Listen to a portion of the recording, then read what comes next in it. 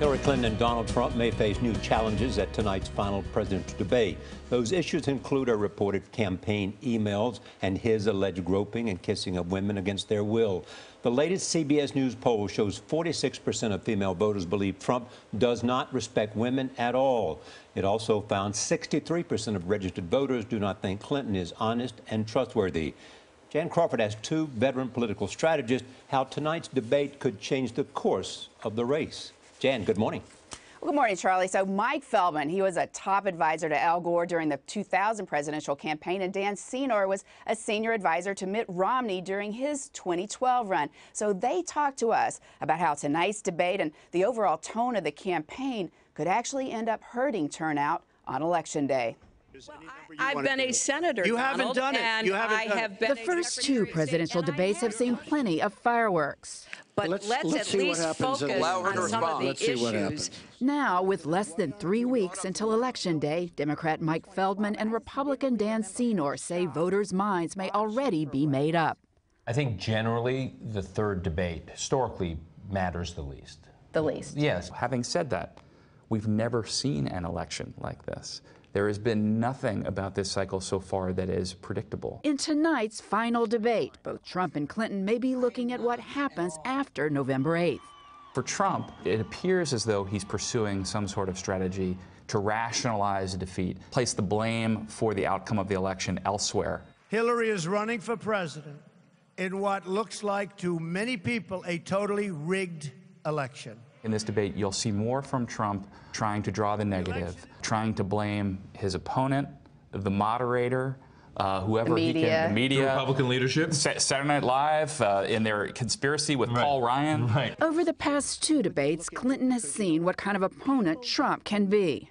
It's just awfully good that someone with the temperament of Donald Trump is not in charge of the law in our country. Because you'd be in jail. Secretary Clinton.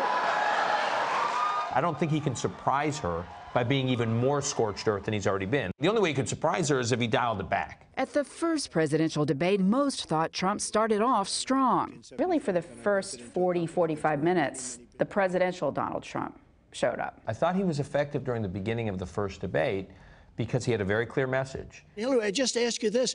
You've been doing this for 30 years. Why are you just thinking about these solutions right now? But the moment she started pushing his buttons with those planned attacks, Maybe he's not as rich as he says he is. the wheels just came off. One would think in a normal election that Trump would want to use debate number 3 to say, I know I've said some crazy things, I know I've been a little erratic, but when push comes to shove, I can do this job. It's probably not what he's going to do. As more women come forward with allegations of groping or sexual assault, Trump continues to adamantly deny their stories. You have phony people coming up with phony allegations with no witnesses whatsoever. And may now see a new path to victory. It's possible that Donald Trump is running a campaign where he's trying to essentially suppress turnout and make this an election that is, it's just not palatable for the American people. So distasteful. So distasteful that why should I even turn on the TV on Wednesday night? Why should I show up and vote? Clinton's challenge is to excite voters to turn out on Election Day. She needs to motivate her base and her supporters to show up to send a message. She's got to get that enthusiasm up. Correct. I mean, she's going to remind them this election is important. Both men agree that whatever happens tonight, viewers should expect the unexpected. With Trump, this is a very volatile candidate. A volatile candidate in an election that he feels like he's losing, there'll probably be surprises. The one thing that I think both parties can agree to is that everybody's going to be pretty relieved when November 8th comes around, and we're looking at this election in the rearview mirror. Now, the divisiveness of this campaign, of course, could well linger long after November 8th. Our experts say the rancor of the election is going to affect whoever wins when it comes time to actually govern. Nora? That's an excellent point, Jan. Thank you.